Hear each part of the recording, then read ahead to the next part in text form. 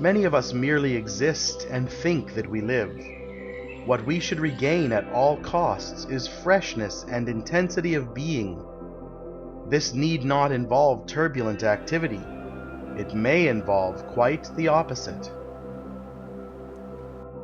Say not, I live, unless the morning's trumpet brings a shock of glory to your soul, unless the ecstasy that sings through rushing worlds and insects' wings sends you upspringing to your goal, glad of the need for toil and strife, eager to grapple hands with life.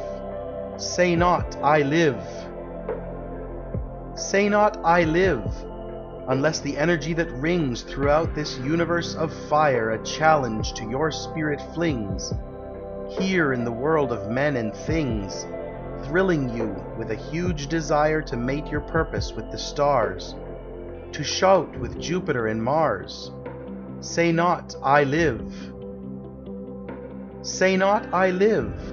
Such were a libel on the plan blazing within the mind of God ere world or star or sun began. Say rather with your fellow man, I grub, I burrow in the sod.